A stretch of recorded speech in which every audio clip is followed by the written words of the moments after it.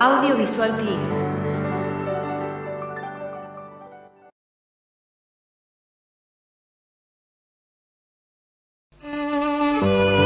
Hablaremos hoy de Anaxágoras y sus desventuras. ¿Quién era Anaxágoras?, preguntarán algunos de ustedes. Bueno, era un matemático y filósofo y pensador que, andaba por Atenas allá por el año 480 a.C. Lo había invitado Xantipo, que no era otro que el papá de Pericles. Xantipo había elegido a Anaxágoras para que fuera profesor de su hijo en asuntos del cielo. Le dijo: mire, Anaxágoras, enséñele acá a mi hijo Pericles. Eso de poner acá entre comas no es muy griego, sino más bien muy argentino. Voy hasta acá, hasta devoto. ¿Qué cosa? ¿Por qué esa dilación, no? Sí, es extraño. Es raro, y solamente se escucha acá en la Argentina. Pero no, es como una reduplicación. ¿A dónde vas? Voy hasta acá, hasta la esquina. Sí, como algo cercano, pero que no Sí, es acá. pero es como una tampoco. repetición. Claro. Hasta acá, hasta la esquina. Hasta acá, hasta la casa de mi vieja. Buah. El caso es que el papá de Pericles contrató a Anaxágoras para que le enseñara astronomía. Dice el cronista que la astrología de aquel entonces era bastante poco nítida. A veces, cada tanto, los estudiosos del cielo daban con alguna observación lúcida. Bueno, la verdad es que en Atenas las autoridades, más que examinar la lucidez de un juicio, examinaban su ortodoxia y eran muy duras con los heterodoxos. Aquí hago un paréntesis. Esto es lo que dice el autor de este opúsculo, o la fuente de donde fue extraído. Yo estoy en desacuerdo con eso. Pero sigamos. ¿Por qué? Porque fueron los griegos, se lo digo ahora, porque por ahí después me olvido. Sí. Los griegos fueron los que inventaron una tradición que era oponerse a las tradiciones. El pensamiento crítico nace en Grecia, en ningún otro lado. Y fíjese usted que ahí tiene a Tales de Mileto. Entonces viene Tales de Mileto y le dice: ¿cómo es la Tierra? Bueno, la Tierra, dice Tales, el del teorema, ¿no? Sí. La Tierra está apoyada en un océano gigantesco sobre el cual flota.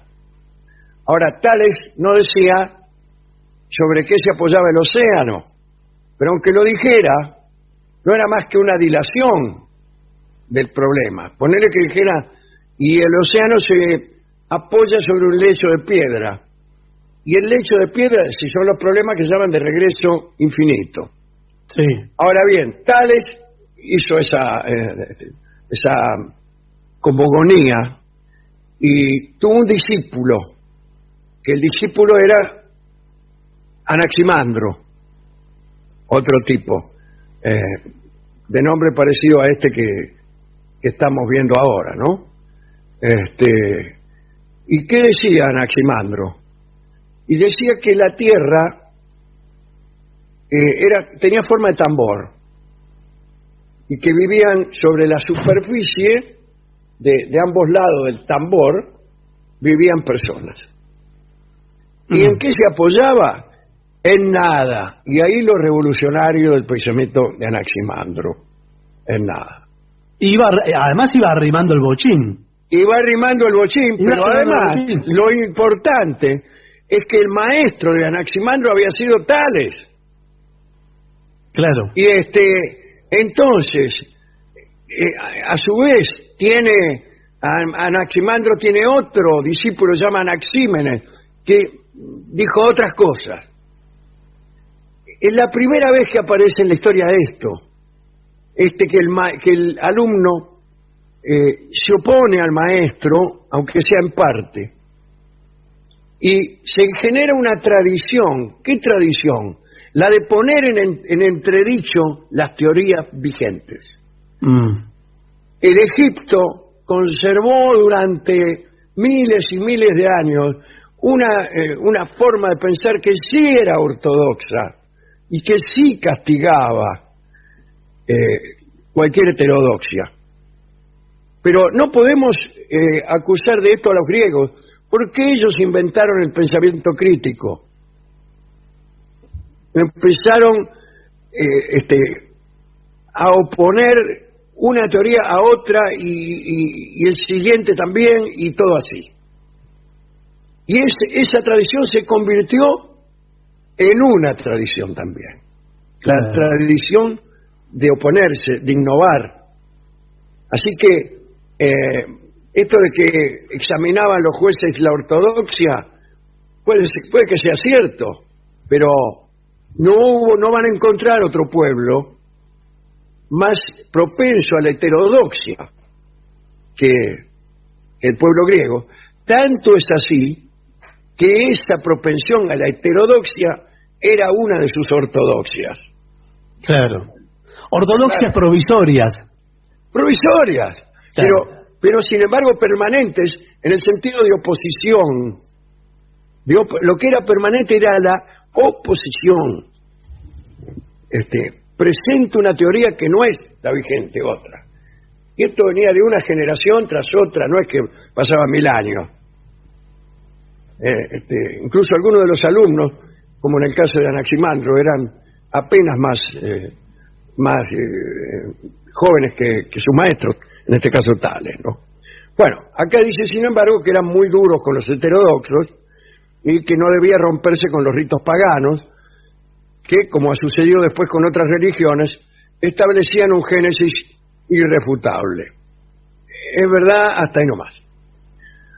Así que cada vez yo ya no opino más. Ahora Sí, sí. Sí. Cada vez que venía un tipo y tenía un pensamiento propio acerca de la creación o de la luna o de las estrellas, la pasaba mal. Mentira. Esto en Atenas. En otros lugares de la Hélade no era así. En Tebas, por ejemplo, estaba Filolao, el pitagórico, que tranquilamente predicaba que la Tierra no era en absoluto el centro del universo, sino tan solo uno de los muchos entes que giraban en torno a un fuego central. Bueno, en Atenas un discurso así no era posible. Así que, bueno. No sabemos si Anaxágoras, que es aquel del que estamos hablando, le digo porque hay nombres muy parecidos. Sí, todos con Lo que X. nos interesa hoy es Anaxágoras. Había frecuentado escuelas. Seguramente había tomado estas ideas de la circulación general de teorías que había entre los eruditos de la Magna Grecia. ¿Qué me está diciendo entonces? Ahí estaba Demócrito de Abdera, que decía que la Vía Láctea no era más que polvillo de estrellas. ¿Sabe cómo se dice Vía Láctea en griego? ¿Cómo? Galaxia. Mire. Bueno, dice, Demócrito decía que era un polvillo de estrellas. Polvillo. Bueno, en realidad tiene esa apariencia. Uno mira la Vía Láctea, ¿y qué nos dice el sentido común? Mira, polvillo de estrellas. Claro, el sentido común no alcanza. Empédocles de Agrigento, amigo de este programa, decía que la luz empleaba un cierto tiempo en llegar a la Tierra. Una afirmación totalmente contraria al sentido común. Bueno, ¿qué nos dice el sentido común? Que la Vía Láctea es polvo de estrellas y que la luz no tarda nada en llegar a ninguna parte. Empédocles, contrariando el sentido común, decía que la Tierra o que la luz tardaba algo en llegar a la Tierra. Bueno, muy bien. Parménides, nuestro otro amigo, exponía graves dudas sobre que la Tierra fuera plana. Eran intuiciones, casi siempre formuladas en un lenguaje vago, un poco oracular, entremezcladas con otras afirmaciones todavía más locas. Bueno, ¿qué me estás diciendo entonces? Le digo al autor de este opúsculo. Me está nombrando a cada pensador una teoría. Claro, y este era un pueblo en donde los jueces le traían problemas a los heterodoxos. Eran todos heterodoxos. No había una ortodoxia oficial. La tenía cada uno. Claro, Pues bien, este amigo Anaxágoras tuvo ideas lúcidas, pero también observaciones delirantes. Bueno, como todos nosotros, ¿no?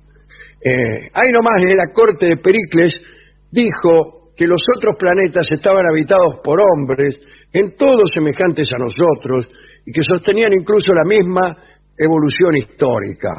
Aseguraba que de la Tierra, mejor dicho, se habían desprendido unos pedruscos, unos fragmentos de rocas, que reaspirados luego por un éter incandescente, ardían en el aire ahora y eran estrellas.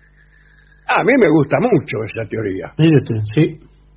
Es decir, las estrellas no eran para Anaxágoras, sino piedras desprendidas de la Tierra que habían agarrado fuego allá arriba y que ahora ardían.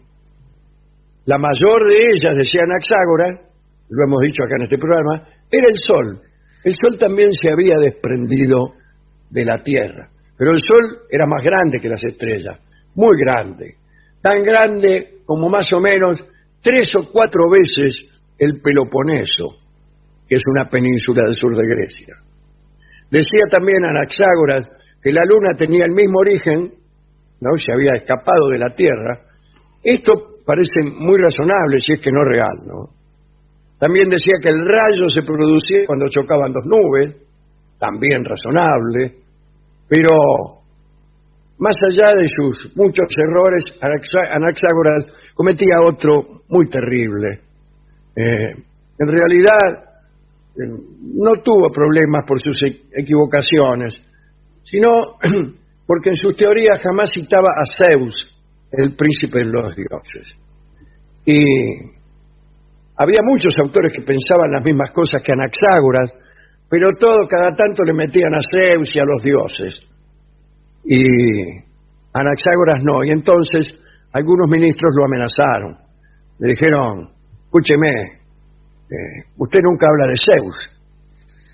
Y Anaxágoras no supo qué decir, y entonces tuvo una idea.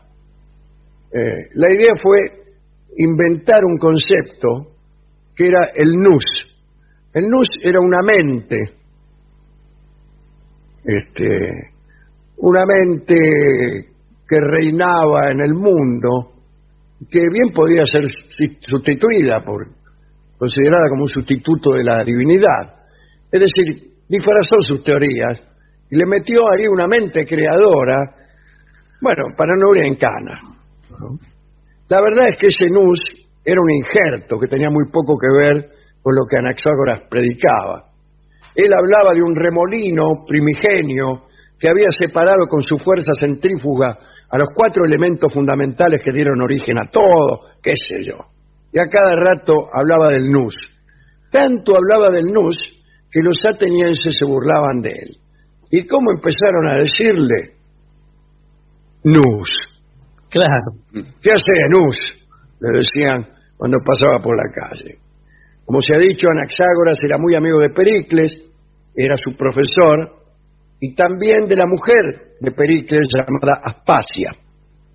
Dice el cronista que esta cercanía, en aquella democracia llena de envidia, se pagaba cara. Un día, durante un sacrificio, cayó en manos del augur Lampón. Bueno, Lampón era el nombre y augur era su oficio, ¿no? Cayó en manos de este hombre un carnero con un solo cuerno. Los sacerdotes que oficiaban la ceremonia vieron aquel carnero como algo sobrenatural y Lampón aseguró que aquel carnero unicornio predecía el dominio exclusivo de Pericles por mucho tiempo. Pero apareció Anaxágoras y dijo que el único cuerno del carnero había crecido debido a que el cerebro de este vacuno se había desarrollado irregularmente en el centro de la frente en vez de hacerlo a ambos lados. Ese fue un acierto por parte de Anaxágoras, uno de sus pocos aciertos, y ese acierto lo arruinó, porque Cleón, un adversario de Pericles del que hemos hablado hace pocos días, encontró aquí una excelente oportunidad para atraer a su partido a los sacerdotes humillados por Anaxágoras. Cleón insinuó a todo el mundo que aquel famoso nus de las teorías de Anaxágoras era una excusa inventada para hacer contrabando de herejía. Y Anaxágoras fue acusado de impiedad ante un tribunal. El libro que había escrito, que se llamaba Sobre la naturaleza, fue destruido por aquel tribunal. Pericles, preocupado por aquel amigo, que había sido también su maestro, lo defendió ante los jueces. Y le dijo, mire si va a ser impío este hombre, qué sé yo, que yo lo conozco. Bueno, no sirvió para nada. Lo condenaron a muerte. Dice, el tipo que dice que este carnero de un solo cuerno no es una predicción del poder de Pericles, es un impío y merece la muerte. Ante esta sentencia, Pericles diseñó la evasión de Anaxágoras. Junto con unos amiguetes, lo rescató de la taquería y se lo llevó sano y salvo a Lampsaco, donde tuvo que vivir toda su vida, oculto. Lámsaco creo que es en realidad. Oculto sin mostrarse mucho, temeroso de que lo agarraran de las pestañas. Así vivió Anaxágoras, escondiéndose hasta los 73 años. Cuando no es que dejó de esconderse, que se murió a los 73 años. A escondidas, Pericles le mandaba grita, hasta que el propio Pericles fue exonerado del poder y entonces aprovechó para mandarle más. Así murió aquel hombre, escondiéndose, tratando de que no lo reconocieran, solamente por un acierto científico, ¿no? Bueno, hay que decir que las sanciones contra la heterodoxia siempre tienen una apariencia de justicia, ¿no? Siempre vienen montadas en consideraciones que hasta pueden parecer razonables. Eso es peligroso, ¿no? Como si ahora no permitieran pensar que la Tierra es redonda.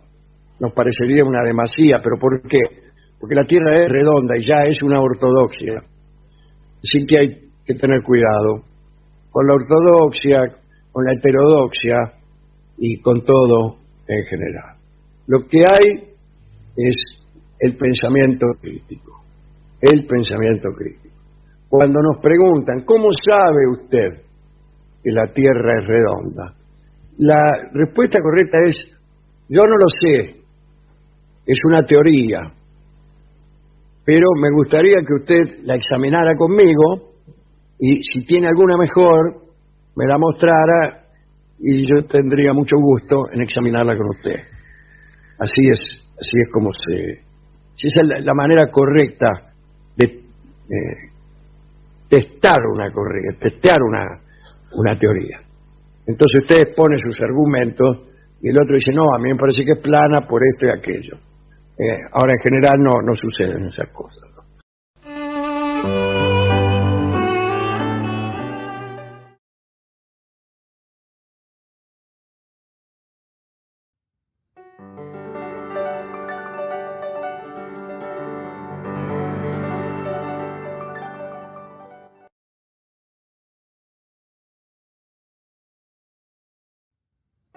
Gracias por ver y escuchar este video, y no olvides suscribirte para recibir las notificaciones de nuevos videos todas las semanas. Dale a me gusta si te gustó, y comparte en las redes sociales para que el canal siga creciendo, y trayéndote a los mejores exponentes de las artes audiovisuales.